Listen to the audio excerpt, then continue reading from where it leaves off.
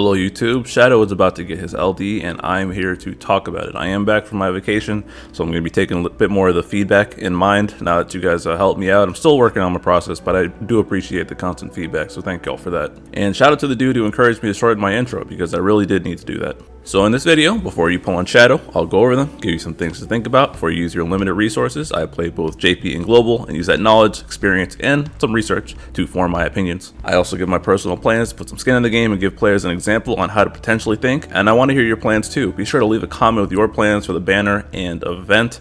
Also, be sure to like the video, subscribe to my channel while also hitting the bell so you don't miss a video. I do read all the comments, so sometimes I get overwhelmed, but if you want to support the channel and get access to emotes while making sure I always reply to your comments, you can become a channel member for $1. You can use these emotes in the comments and during my weekly stream, The Ranting Hour. Lots of fun is had in these streams, so go check them out. Try and catch us live for more madness. You can find a link in the description. So let's start on Shadow's kit. His role in the party is that of a damage dealer that also has some evasion attached. Assuming he is maxed and he is attacked and dodges an attack, he will do a counter attack follow-up thing. His damage is mostly single target brave attacks, but he does have some AoE in his kit as well. His upcoming rework makes his skill 1 splash damage, and his skill 2 now has more brave gains and ignores defense. Now let's talk about his new LD. The actual attack is a single target HP attack, but AoE brave hit executed twice. This attack also ignores defense. Lastly, it is free and an instant turn rate, so he'll be able to act again immediately. This gives him 2 buffs. 1, his overhead, the dog overhead interceptor, and 2, a new buff. The follow-up that he uses when he evades an attack or uses an attack of his own got upgraded. It's now a double brave plus HP that ignores defense. The new buff he got from his LD gives him crit damage up 50% and HP damage up 20% to increase his output, and it is a stackable buff, and this is his big gimmick. It starts at 1, and whenever Shadow dodges an attack, it'll go up by 2. When he has 2 or more stacked, he gets free skills, instant turn rate, and free turns. So say he dodges, right? On his next turn, as soon as he dodges, he'll get 2 more turns queued up in the turn order. This significantly increases his output and his ability to evade, because ideally, you're going to want to use one of these free skills on his C65, which bumps his evasion to 100%, so you can get in a nice loop. Lastly, after using LD, he gets a ignore defense brave attack that inflicts lock on the target. This is useful to make sure he can guarantee some free turns if he can't guarantee it, and if nobody's targeting him at the time. His Heimer Plus leans on the Brave Split, which makes sense because he's got a ton of Brave attacks in between his HP attacks, and he's not likely to cap his HP damage unless his Brave attacks are hitting way up there. His calls are garbage, don't worry about them. Base call is 60% evasion on the caller, and LD call is just a minor stat buff. So now let's break his kit down in context. Shadow's strengths are that he is a free turn, consecutive turn monster. Especially all that defense ignore in his kit is very good if the bosses are thick. He especially shines against bosses that do a lot of all attacks because he doesn't need to worry about being targeted since it'll just happen naturally.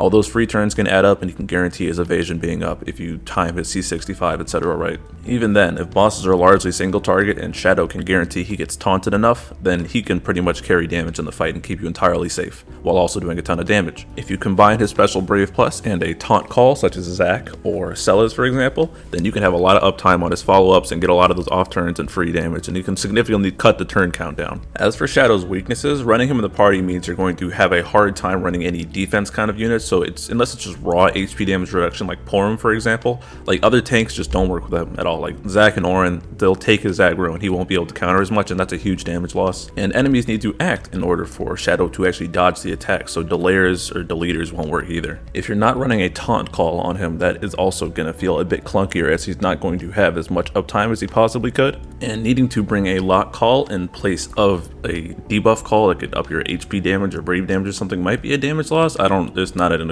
exact equation, but it's just something to consider. And unfortunately, because he is a LD damage dealer, not a BT damage dealer, he is competing in that spot for damage requirements. So sometimes if the solution is to evade and do damage, like cool, but if you can just blitz it down with a BT, and that was not a joke, but I mean, if a BT plus can kill it faster than a Shadow and LD can, you kind of want to bring him over that. So without full investment, blue and all the works, it's not going to feel as good. For Shadow's potential teams, you don't want to bring, like I said, you don't want to bring anyone that locks or covers, because Shadow himself needs to be attacked and do the dodge. But outside of that, anything that buff is brave damage, because you want those hits to cap, because it is defense ignores or any brave damage up like enchant, etc. Or he's going to prefer those because he is fast and he's going to be burning through his buffs when he's getting those consecutive turns. You probably want auras as well. Doubling up on the off-turn damage is nice, so like Maria alongside him to keep him healed while he dodges or batteried, etc. So he'll dodge, and then he'll do the follow-up, and then Maria's tribal trigger, stuff like that. So maybe Bart's for just the raw buffs, Garnet for the off turns, Ace with BTs, you can provide that attack up for Shadow potentially. Just avoid delayers and deleters like Garland and Zidane. Lastly, one of the best units to pair with Shadow ends up being Kate Sith, because Shadow has so many brave hits. Kate also has that massive 30% HP damage up, so Kate can help him cap a lot, especially because that LD buff is an aura. In fact, Kate might actually be his best support in the party, potentially. As for useful fights, he can function as a damage dealer in Kane's Intertwined Will for the range orb. Jargon's fight, it has high defenses and Shadow can pierce through that. Papa Lemo's raid where you need to do consecutive turns. Layla's fight where you need to dodge. Those are all the ones that stand out to me at the top of my head, but I'm certain there's more. So now we've talked about how Shadow works and stuff. So what are my plans? Personally, I'm planning to skip Shadow. I'm well solidified in the damage department and I have dodgers, and while it's not a direct comparison between people who dodge, like my main evasion units are Prompto and Galuf, I have a dodge covered and I have damage covered, and while Shadow does bring that all in one, I don't necessarily need that for my roster. Plus I'm personally not too big on turn hoggers like that, and since he's a damage dealer, I'd want to blue him and I wouldn't want to do it. I'd rather save for other units. So yeah, not interested. For those fights where Shadow is good, I have other ways around it. So yeah, not for me.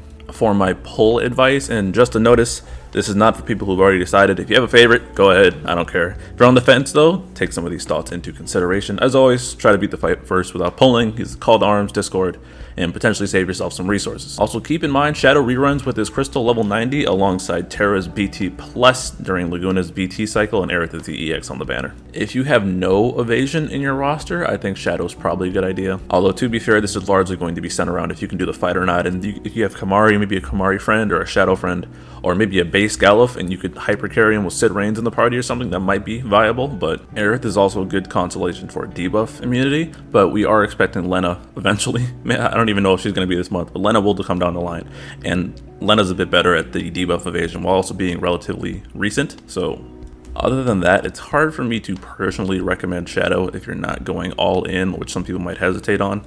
And if you don't have a good lock call, like what is it, Zac, Celes, Bosch, and that's with their LDs, you can have even more uptime on the lock. I think that Shadow won't feel nearly as good. Shadow's powerful at the right setup, but I am having a hard time honestly recommending him to many people. If you've already got evasion covered, then I don't think you'll be missing out on much if you skip him. If you really need damage, I'd rather recommend you go back and get Jax BT and green him potentially. But at the same time, that is also a steep investment. So if you're looking for a low investment damage dealer, you could probably get away with Shadow potentially, but it's up in the air. In that regard, I think Shadow and Ida are the only LD primary damage dealers this month, so if you're trying to maybe save up BT mass for later, then consider Shadow as well. As for the fight, the orb is +1 on defense ignore, which stalls it, and is +6 on evasion. It's the CPU, so weird things happen if you kill him out of order, but I believe, and please double check me on this because I'm not entirely sure to be honest, because it changes every damn time. I believe you want to kill the left node first because it heals, or at least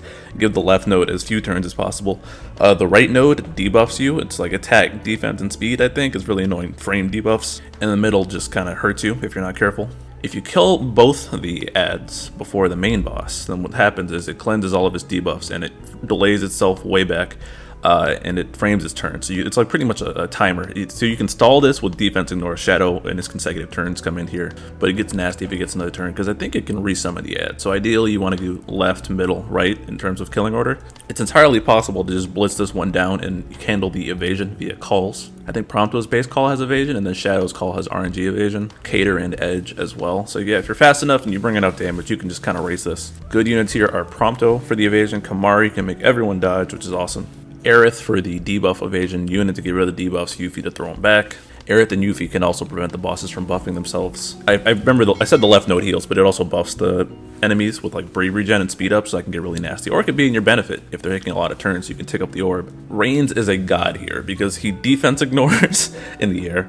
He cleanses the debuffs from the party, and he can he can dispel the enemy's buffs. Galuf is good here for the evasion. Zac isn't the best choice because while he does have defense ignore, you kind of want to dodge. So same with Orin, while he does have defense ignore in his counters, if you're not dodging his counter hits, then he's not that great, but still can be viable if you time things correctly. In JP, I ran Yuna and Galuf and Reigns, and in GL, I'm thinking of doing Prompto, Maria, and Jekt. I believe this is the last Jekt BT banner, so I'll go ahead and token it if I don't free pull it. So yeah, that's all I got. Nailed this one around 10 minutes, very good. Hope you all found this helpful. Again, if you haven't already, be sure to like, subscribe, hit the notification bell, comment, become a member if you want. I'll see you guys on the event. I'm catching up on content. I'm going to do a Balthier video, and then I'm going to just backload my poll plans video to just Caius' cycle just because I was late. So yeah, that's about it. I'll catch you guys later. Good luck. Happy holidays. Peace.